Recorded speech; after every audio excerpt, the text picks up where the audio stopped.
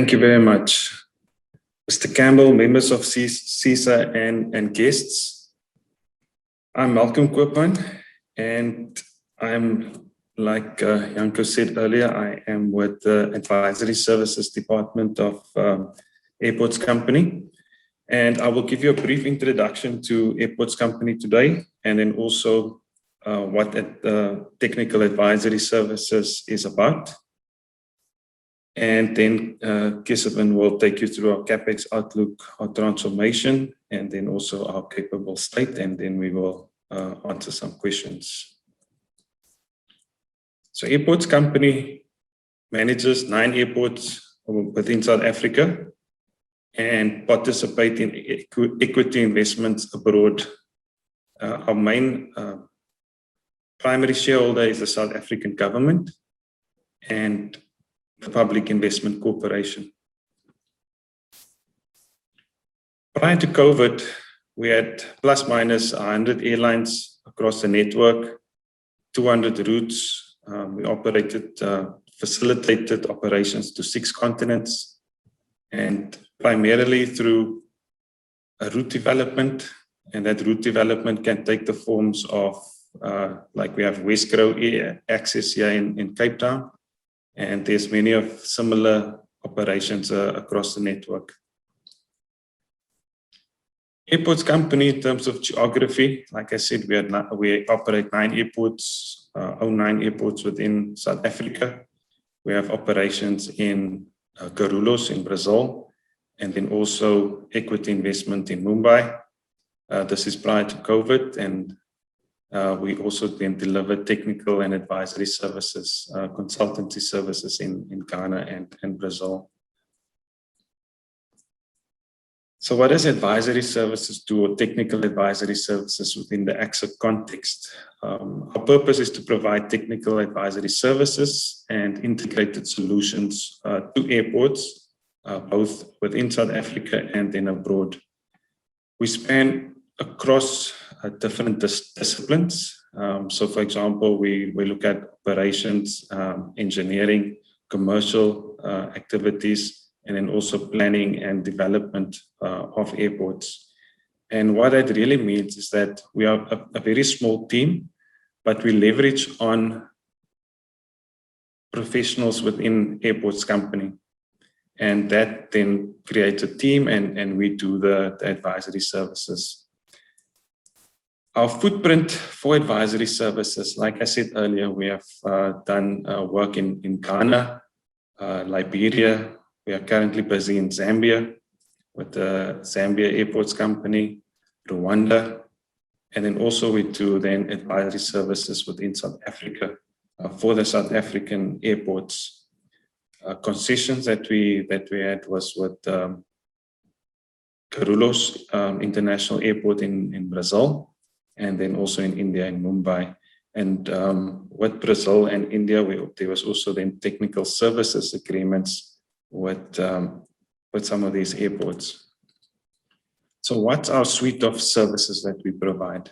We provide sustainability services within airports, and that's for master planning, demand and capacity management, ensure regulatory adherence. Further, we also do engineering and maintenance services, and that's specific airport-related equipment, such as air bridges and fueling systems. We then also have a look at airport management services, specifically because one of our pillars is operating airports. So we have a lot of knowledge in terms of airport operation. Then further, the airports industry and aviation in general, very regulated environment. So we look at compliance to regulations as part of our suite of services. And then obviously human capital services. We look at organizational structures if we do advisory services. And then very specifically on event management, a lot of times airports and infrastructure gets developed to meet an event. For example, like the Cape Town International Airport expansion was driven by the Soccer World Cup in 2010. And the same with Guarulhos in Brazil. It was driven with the Soccer World Cup in 2014. And then also we look at commercial activities within airports. I think in South Africa, we are very fortunate that our airports have a strong non-aeronautical revenue capability, where you can do your shopping and you have that you can offset your tariffs. And we try and develop that in other airports as well.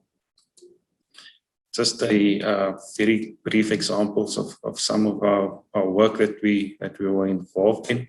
Kotoka International Airport in Ghana, in Accra. We were involved in the operational readiness of the airport, but we were also involved in the design reviews and so on for the terminal.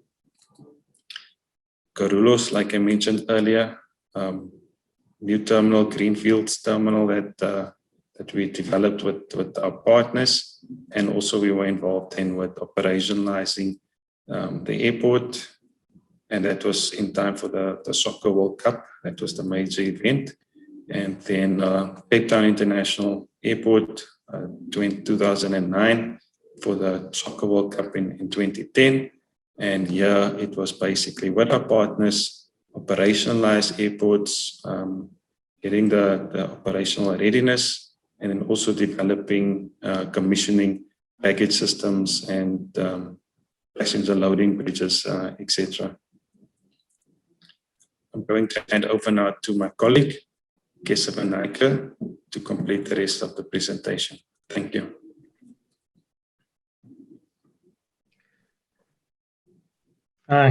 Thanks, everyone. Just before I start, we must thank Chris and the team for the opportunity to engage with CESA. It's a long relationship that we've had as ACSA with CESA. And you're one of our key stakeholder groupings, especially when it comes to our built environment programs that we've had at ACSA.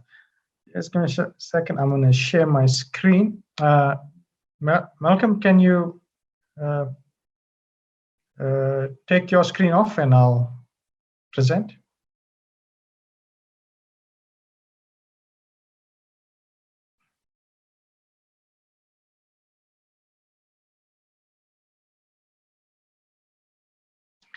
Okay, so I'm going to start off with really where we are as ACSA in terms of the business environment that we are facing. I think this is not a surprise to the audience. Most of you are also facing your own similar type of constraints as a result of COVID.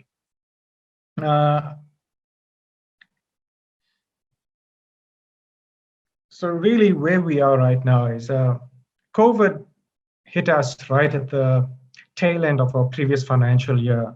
And as we are commencing with a major built environment program, we ended off last financial year, March 2020, with the business in a relatively stable situation. Business was profitable. We were getting early indications of COVID, but at that point in time, there were still conversations about really what the net impact would be. I think we never really foresaw, as we entered into the year, the drastic business impact and economic impact that was coming our way. We were starting off a new major capital program with runway constructions, new terminal facilities, major refurbishment throughout the group. And that was on the basis of the passenger demand that we are forecasting at that point in time. And then the business financially was in a position to take on this capital program. We were at one of our lowest levels of debt in the history. So in a way, by preparing ourselves for the new capital program, we also placed ourselves largely in a favorable situation to absorb a lot of the impact of what happened over the last 12 months. What we did immediately, as soon as these travel restrictions started to hit, the first thing that we knew was our passenger numbers collapsed. We are one of those businesses that take a direct hit. If you're an airline, an airport, the hospitality industry, you are the front line of the profitability loss that was going to happen. We immediately started with aggressive OPEX and CAPEX reductions. In terms of CAPEX, a large part of our program was predicated on us having demand, so passenger volumes through the business. So that business case reassessment was relatively easy for us with the drop in forecasts that were coming through. And remember, at that point in time, it wasn't really stable. We were getting various types of forecasts. We took an interim approach where we shifted everything out by 2 years. Where we are sitting today is major capacity is not likely to be part of our capital program for the next 4 years, up to beginning of 2027. We also faced with variable forecasts of business drivers. It wasn't stable. It only started to stabilize in the last couple of months. But we were aware of the travel restrictions and airlines that were also pre-COVID already distressed. So we were already dealing with those issues, and we don't expect where we are right now that passenger volumes to be similar to the pre-COVID level before 2027. And when we talk about demand, I think it's not about a recovery to pre-COVID. We're actually sitting on a new trajectory right now. This is our new business environment. It's going to take a new path going forward, not about how quickly we get to where we were pre-COVID. The entire business environment outside of the aviation sector has also fundamentally changed. What we are faced with currently is regulations around travel that are evolving rapidly. There are so many scenarios about what will allow passenger travel to become unfettered. When you talk about health passports or the rollout of vaccines in different regions of the globe, those are still uncertain, but we are confident those will start to get to a greater level of certainty as we progress towards the third and fourth quarter of this financial year. So really what we are sitting with is a corporate plan that prioritizes sustainability first. We need to keep the business liquid and sustainable to be able to take care of the opportunities that will come through as the business starts and the business environment starts to recover. And I think those are pretty uniform business parameters for most organizations. So we are managing our capital and OPEX plans in such a way that the business is a going concern. And we don't have to rely on state-backed guarantees as such or other sort of bailouts. Right now, the business is self-funding and has got enough assurance in terms of its business plan for at least the next 3 years, within which we will be able to readjust to what the new environment will be as it becomes available. But the next 5 years is one time horizon that we are confident of and will be able to respond to. We're also open to the fact that the situation can get better. We've taken a conservative view, but it can also get worse. While that probability may be on the low side of getting worse than where we are right now, we need to be able to absorb those type of shocks. In our 22 to 26 financial year, we will maintain the CAPEX and OPEX reductions. We are prioritizing our capital program to fund the upkeep of existing assets. So really we're talking about the refurbishment and maintenance of the current asset base that we have, and to be able to preserve the capacity that we have.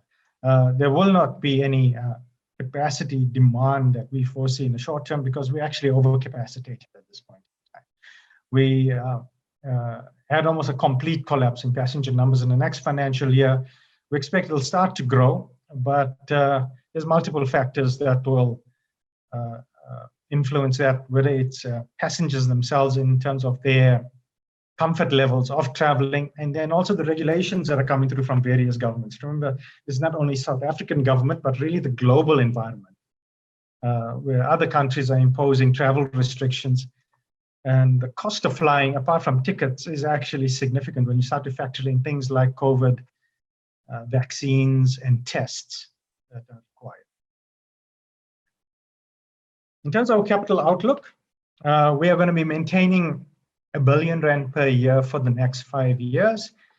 And that's a reduction of about 25 billion from our plan pre-COVID. And the 25 billion that we did have pre-COVID was largely around capacity projects.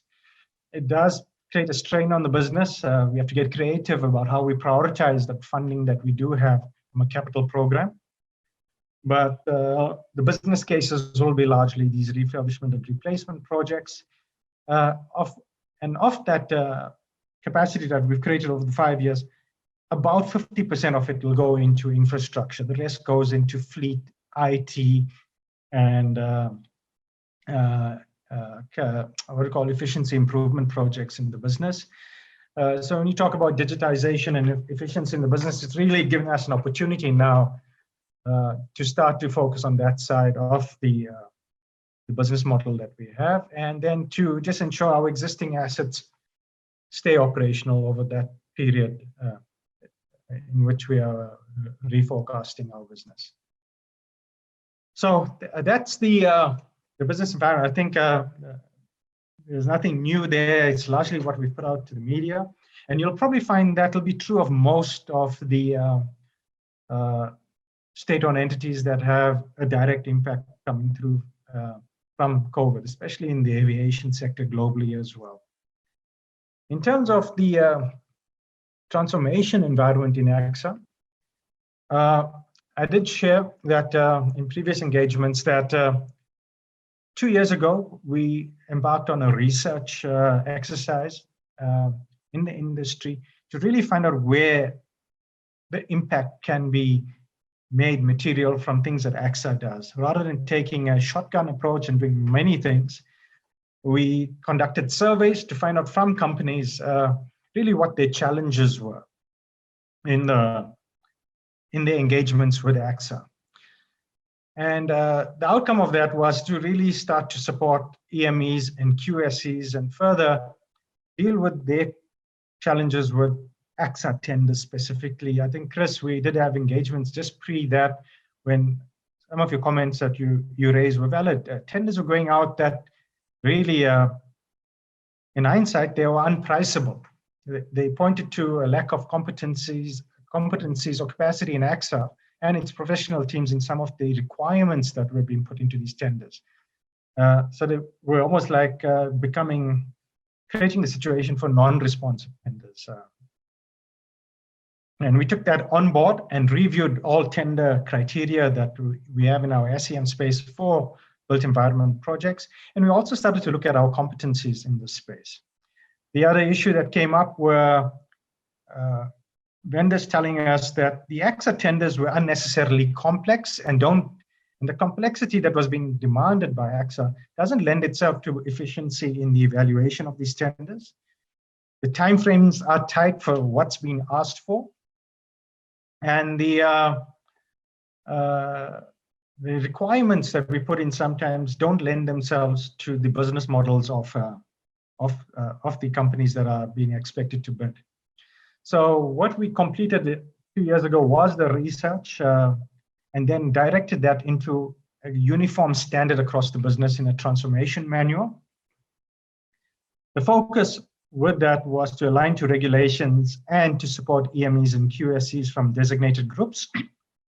One of the key things that we changed was not to get prescriptive in guarantees. This is more towards the contractors themselves that build the facilities at the airports, where we leave it up to the bidders to select the guarantee options as well as, or a combination thereof, to meet the tender requirements. So we moved away from bank guarantees. And then to make it a prerequisite that we provide liquidity support to EMEs and QSEs that do bid in terms of shorter payment cycles, down to almost less than 7 days. Then in the bid documents, we rationalize the requirements for experience. We recognize that companies garner their experience through their resources. So asking for airport experience is a no-no. And if you do find that now tenders, to please engage with us in the tender engagement process. So we can deal with that, because you do get these competencies in ACSA that sometimes slip those in. And issues as simple as reference letters by becoming too prescriptive in the format.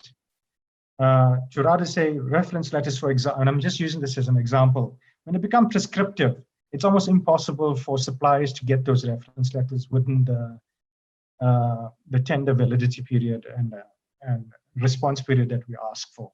To rather deal with that post-response as follow-ups rather than in the bid process. And then to also omit from the bid conditions for evaluation issues that are really conditions of contract rather than evaluation criteria. An example of that would be if we are complying with National Treasury's 30% subcontracting requirement, that doesn't need to be an evaluation criteria. That's essentially a fundamental condition of contract. We stipulate it, but we don't need to ask contractors to agree to what their percentage is in that view. It's either you're going to agree in accepting the conditions of contract or not to create a condition where sometimes there's a misunderstanding about what that means, and we get different percentages coming that result in disqualifications. And then to rather focus on these briefing sessions that we lead, because the one concern we do have is the high level of disqualifications that come through, is that our view is that briefing sessions shouldn't be left to chance. It should be used to encourage a higher level of understanding of these bid documents that go out, to ensure that there's a higher level of compliance and passing through of the evaluation criteria. And we get a large part of our bid audience getting into price and points. We don't want people to be disqualified in mandatory requirements and technical evaluation criteria. Rather, you lose it purely because you were more expensive or you got a lower point score, because that's where everyone wants to go. And in the last year, when we just pre-COVID, when we put out the new batch of major infrastructure projects, while we didn't conclude the awards, the performance evaluation was, we ended up at that point by applying these criteria that over 80% of all bids made it into price and points. So while we didn't conclude the awards because we got hit by the cash flow constraints, from a results perspective, it really showed that by adjusting these built environment tenders to comply with this, you got better competitiveness by proceeding these bid offerings into price and points. In terms of the capable state discussion, and really, yeah, we're talking here about the AG's findings, also in terms of our own evaluation of what was coming through. The one fundamental thing that was really flagging at multiple issues is what you find now are really symptoms of a fundamental organizational issue. And I'm going to talk from an ACSA perspective, but I think we can take it as a uniform truth in most state-owned companies or entities. The traditional model is the client organization puts out a bid or a requirement, the market responds, consultants respond, contractors respond. And that's really what the CESA is.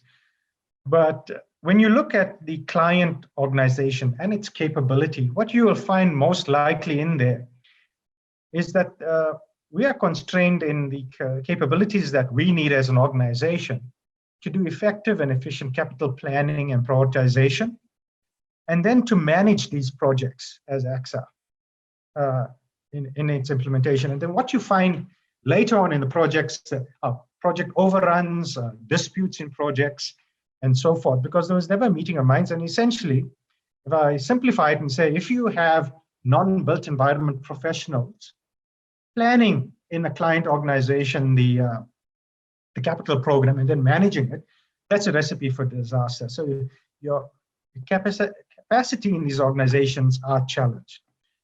So from an ACSA perspective, the one thing that we have started working on is to ensure that there's relevant built environment skills in our organization to be able to pre-plan these projects before they hit the market. What that results in is you then have professionals in client organizations managing the development with the professional teams and contractors. That then results in a balance between what the project is, as well as the compliance and regulatory environment, as well as the business case alignment of projects to what's been actually procured. We've built up strong built environment teams in ACSA. We're comfortable that as time progresses, we will add the experience to those teams and result in a better portfolio level view of projects before we actually start to procure projects. We've revised role profiles. We've now incorporated into those role profiles beyond just built environment qualifications that we actually have registered professionals making up the large part of those teams. We've implemented enterprise project management officers in addition to the PMOs that run these projects. And we have responded to Treasury's view in terms of award mandates. An example of this is a tender goes out for consultants. The consultants price on a percentage-based commercial mechanism, but the award mandate sort of inferred a fixed price view. So essentially, through administrative or competency failures, you end up with a mandate that then doesn't match the project. You then end up with consultants running out of purchase order mandates, and then the project goes into a tailspin when it tries to deal with its governance challenges that arise out of that. So you'll note that in ACSA, we started to adopt National Treasury's recommendation that when we make awards, we adopt the commercial mechanism that has come through. So if it is percentage priced bid values, we accommodate that in the award value. And that's one area that I also recommend to the private sector is that don't automatically assume that your bid conditions were met in the award value. Prior to starting the project and finalizing your contract, actually double check that. Make sure that you're not setting yourself up for a challenge later down when 2 or 3 years down the line, when the project is in its class 1 and 2 estimates, that these are significantly now higher than what you already started off when you were doing class 5 and class 4 estimates, which would probably be the basis of your fee proposals to client organizations. And then also to actively engage your clients early on in terms of the project governance structures that they have. And don't get surprised by that later on. You may get assurances from organizations like ACSA that, no, don't worry about it, it's all done. Pick up the documentation, interrogate it. Ensure that in that initial conceptualization phase, the contracting phase, you are fully aligned with your client in terms of the governance on the project. Not only in terms of the project lifespan that you're going to embark on, but in terms of everything else that resulted in your companies getting appointed. We've all seen the media coverage of projects that were found to be irregular or wasteful expenditure. No, that's at the tail end. It's actually unfair on consultants that get caught up. The reputational damage is significant at that level. State-owned companies tend to, brush it off and blame the previous management or board, but they continue. Private sector clients, that is almost business continuity damage that happens there. And we need to be aware of it. And no matter how urgent the project is, spend that couple of months early on to ensure your client is set up to run the project properly. I'm not sure in the comments or the questions I'll get later whether there's any experience that you've had in this space, but really that's a focus area. Is the symptoms of project failure actually started way before the project actually started, years before. And those need to be corrected at the latest before consultants progress with any of their work once they get awards in any of these spaces. So that's it from my side. I try to keep it short and sweet. Chris, I think we've had conversations like this, pointing to resolving these issues a few years back. I want to give you the assurance that from an ACSA perspective, we've integrated this into our institutional systems. The proof will now be when we do run the new capital cycle, while the next 4 years is refurbishment in nature, replacement in nature, you should start seeing that in tender documents. And if you don't, this is an invitation from ACSA. Engage aggressively with the supply chain teams at that point. Don't wait for these tenders to close. Rather, explore getting them extended and clarifying these issues. Because I think that's where the solution lies, not in post-awards trying to fix problems where the horse is bolted.